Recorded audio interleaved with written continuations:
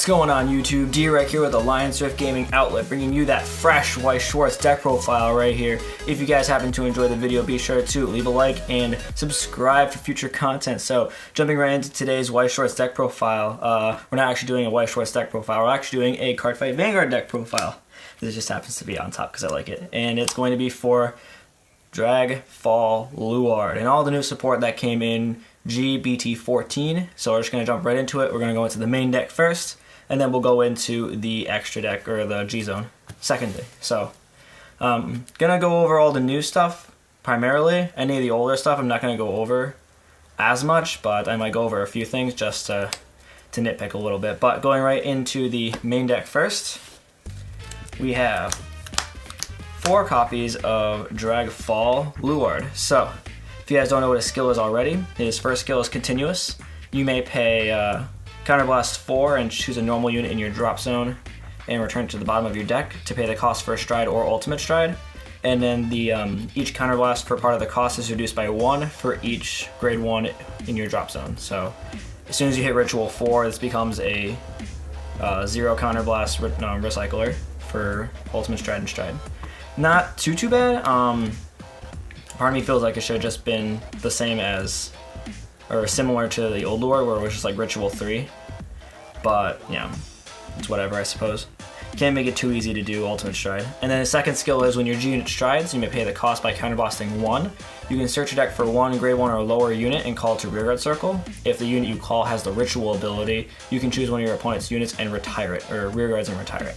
So, like a semi-better Claret Sword. Not too fond of the skill. It's good for certain matchups, especially with a lot of, especially matchups with a lot of board wipe, like Overlord or Narukami. Definitely good for that. But against Narukami, the first skill is kind of like poo-poo. Could choose. So, but other than that, it's an alright card. I don't think it's amazing. I'm still kind of partial to the older Luard, but it's good for what it can do, and it's got the Luard name, so can't complain with that. Moving on to my next grade 3 slot. In my last grade 3 slot, we are playing 3 copies of Old Luard. So, and yes, one of them is SP because I'm awesome. So, Old Luard, everyone knows what he does at this point. I'm a little bit more fond of him because of the Recycle 2 option for his free stride ability.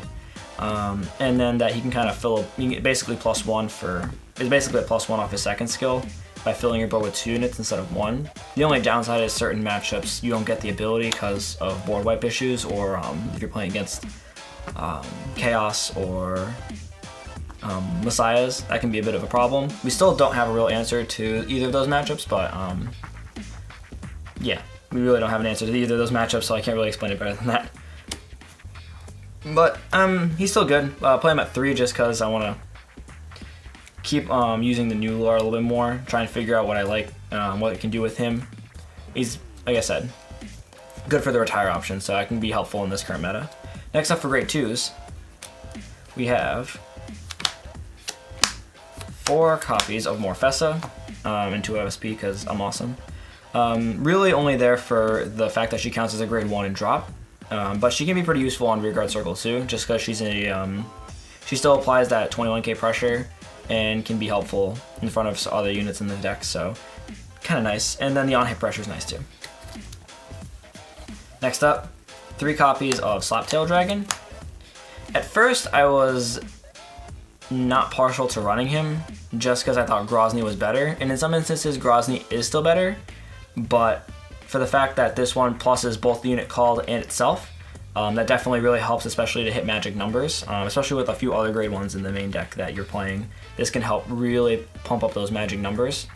And like for like your second stride or third stride Dragabus, you can definitely get over that 36k attack easily. So that really helps with that.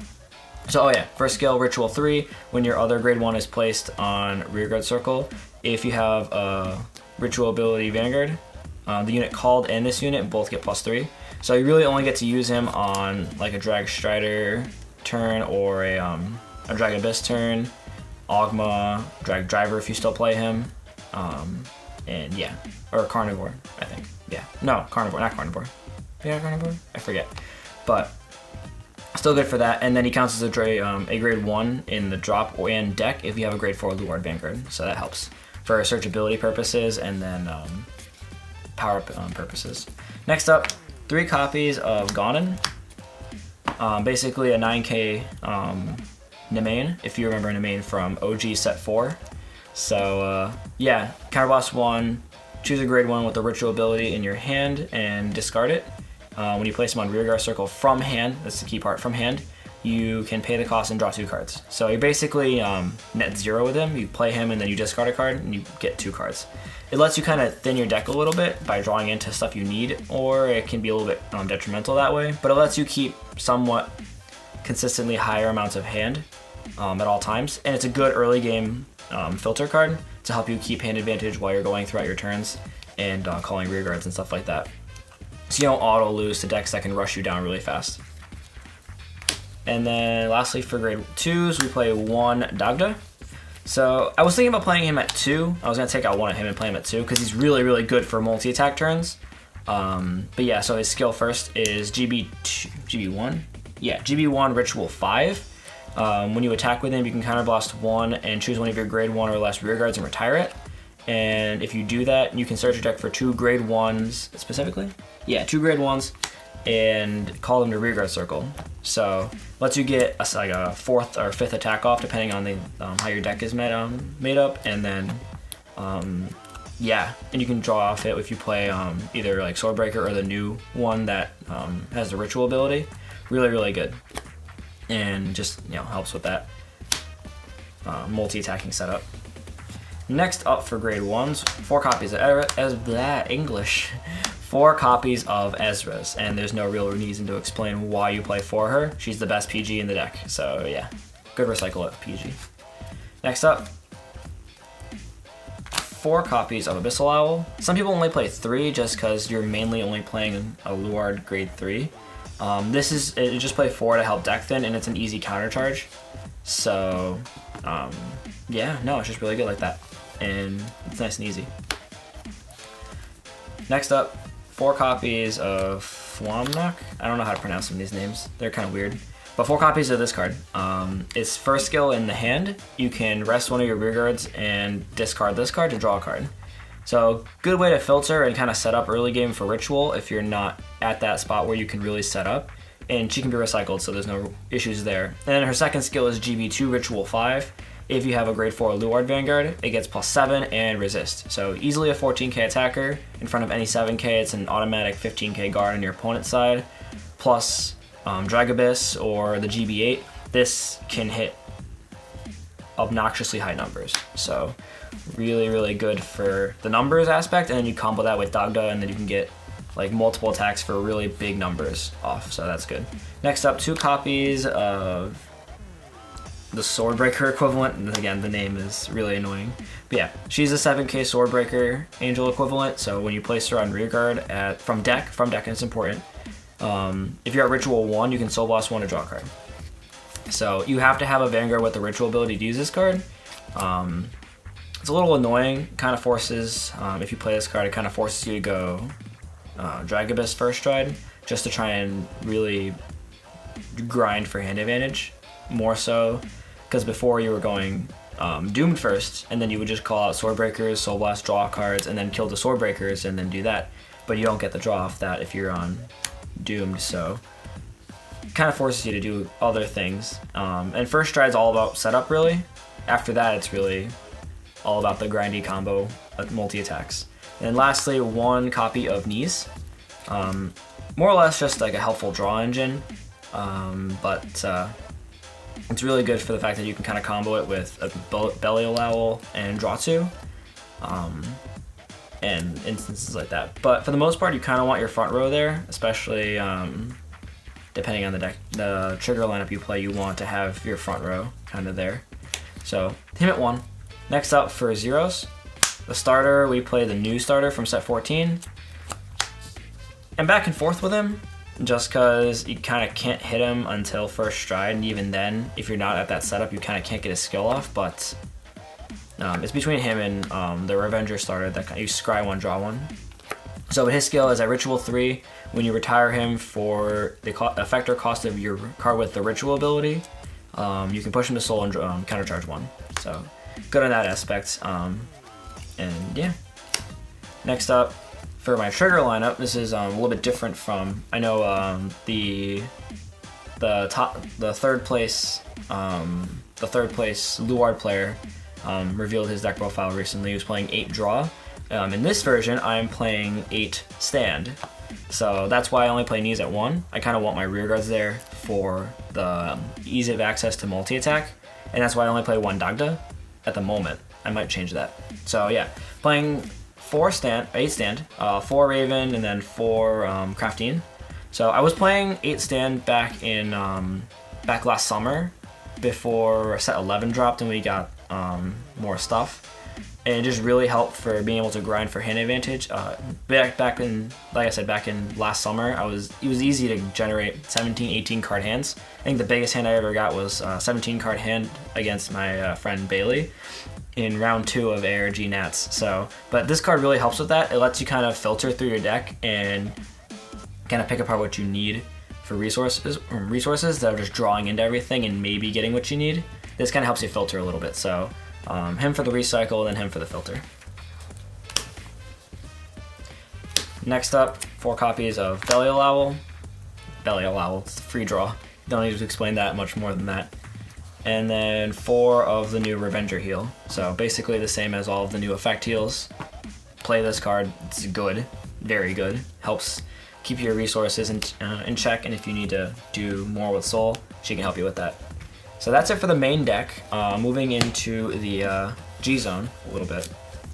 Kirtan Asana from the first, this is from the first Sword Art Online trial deck for Weiss back in like 2015 or something like that. I forget when they released it in the English version, but I still have it. It's nice and foil and it's cute. Good placeholder on my G-Zone. So for the first in the G-Zone, we're playing 4 Dragabyss. The first time is really for a board setup and ritual setup, and then the last 2 times is like independent stride, so you don't use its first skill. So you're really striding it the second time for its second skill, which is, so its first skill, you do that first, is act Soul Loss 1, flip a copy of himself once per turn, and choose one of your rear guards and retire it. If you do, search deck for 2 grade 1 units, specifically grade 1? Yeah, specifically 2 grade 1s. Call them to separate rearguard circle, and then shuffle your deck. If both units you call happen to have the ritual ability, choose one of your opponent's rearguards and retire it. So good for the easy pop. That's why I've been kind of forcing myself to go into him first, because he does between him and Dragfall, you do the exact same thing as Doomed, which is the pop 2, and you can still generate the same amount of hand advantage as you would on a Doom turn. But this just helps you set up your board a little bit better instead of killing it off. So that's where you're gonna use its skill first stride. You just go that and use its first skill. You won't get the second skill unless you stride second between you and your opponent, if you G-guard. But first skill is really good for setup, and then its second skill is GB3 Ritual X. All of your units get plus 10k for every 4 grade 1 cards in drop. So that is pretty easy to hit 12 between playing Morfessa, Slaptail, and then your grade 1 lineup. Like I think if I go back in, I'm playing 15 grade 1s. So yeah, where is it? 1, 2, 3, 4, 5, 6, 7, 8, 9, 10, 11, 12, 13, 14. Yeah, easily 15 grade 1s specifically, and then 16, 17, 18, 19, 20, 21, 22. So a total of 22 grade 1s equivalent. So you could easily hit 12, no problem, and hit 30k swings. That leaves you with 9 viable targets. So, and yeah, so that's 4 of him for now. And then, Jesus. 4 of him. Next up, 1 Doomed and then 1 OG Orgizer. So that's, there's really no reason to explain him. He's really there for the filter and the pop, because you can generate some pretty substantial hand advantage off him without necessarily having to grind so much as you would on like a Dragabyss turn, but he's still really good for that purpose. And then he doesn't cost us, Doom doesn't cost a soul, so he's good on that end. I don't know if some people are still playing 3 and 3 or 2 and 3 or 1 and 3 or whatever, because some people really want the crit on Doomed, which isn't essential because you're doing a lot more with board pressure between this and your combo types with Dagda and your stuff like that. So yeah, one of each of those, and then 2 Phantom Blaster Diablo. This is really only here for the No Seal Geese or the Amaruna Geese matchup. It is just in case I have to get that matchup, and this is my one guaranteed out to beating Geese. Just because push to 4 if they get that point, or you just kind of rush them down a little bit to at least put them to 4. So by the time they're ready to Geese, you're capable of going into him, and then it's guaranteed swing 36k, you can't guard, period. Like, they can't G-guard, they can't guard, anything like that. And if they're at 4, it's a guaranteed win, unless they heal out. But at that point, yeah, it's really down to the luck aspect of that, but it's basically a guaranteed way to get around Geese, save miracle healing for the Geese players' part, but good on that aspect. And then 1 copy of Drag Strider. I haven't gone into him yet. Then again, I also haven't played a ton of matches with this build yet, but still really good for the guard restrict and get hit massive amounts of power.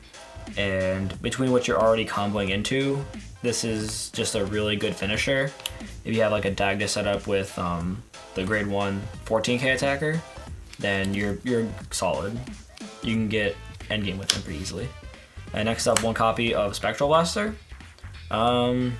Again, another solid finisher, not as good as Drag Strider, but good for those situations where you know your opponent has at least some number of G guards, so you won't want to go into him. You'll go into him instead, and you can kind of push that way. This is really only for if you drag the game out super long and you're like, okay, kind of want to end this now. So, but yeah, 1 of him, and then 1 GB8. Again, another good finisher. And if you combo it right with Slap Tails and then the 14k grade 1, you can get bigger than 50k columns with him, no problem. With just 2 Night Sky Eagles alone, you can hit 52k. So you can easily, if that's 52k right there, then between the 14k grade 1 and Slap Tail, you can get more than 50k, no problem. And the retire option is really nice too, good finish. And then lastly for Strides, 1 Seabreeze. Again, no need to explain. Yeah, 1 Seabreeze. And then next up for G-Guards, 3 copies of Plotmaker, a free 10k shield, so a free 25k guard. Yeah, free 25k guard. And then 1 copy of Dark Veil Dragon. So he's really easy to do. If you save him for the late game when you kind of get pressured down by, if you're playing Messiahs and they go Neo Harmonics, you go this. If they go do it 3rd stride, you could probably hit 10. So this is easily a plus 25k shield. This is easily a 40k shield. So this ties you, unless they have like the crit. This ties you, and then if you have any 10ks in hand or another G guard, that's 3 or no pass. That's no pass actually right there. So, and yeah, so 1 of him, just because he's good like that. And that concludes my Luard deck profile. I will have my Charlotte Hat deck profile up in a few days. I'm just kind of tweaking with it a little bit. But see that, expect the Charlotte Hat deck profile within the next day or so. 3 days max. But yeah, thank you guys for watching. Again, if you did enjoy the video, be sure to like and subscribe. Click the little bell button if you want to. It helps. It does help a lot. I do appreciate any new subs. If you have any thoughts on deck techs or anything that I might have not left for consideration, be sure to leave it in the comments below. Definitely helps out a lot, and kind of helps anyone else who's looking at the video to get an idea for different ways they can go about building Luard. It's a very fun deck. It's much more combo based than it was before. Having Helheim kind of helped it out. That was one thing. If you don't want to play Phantom Blaster Diablo, play Helheim. Helps with the combo-based aspect of the deck so much, makes it a little bit more aggressive, because you can easily board fill with it, and it's just G-guard bait or PG bait. So yeah, easily hit 6 attacks with that. But yeah, again, just leave your thoughts in the comments below, and I'll try and comment on as many of them as I can. Just kind of communicate with you guys a little bit. So yeah, I will see you guys in that Charlotte deck profile. Peace out.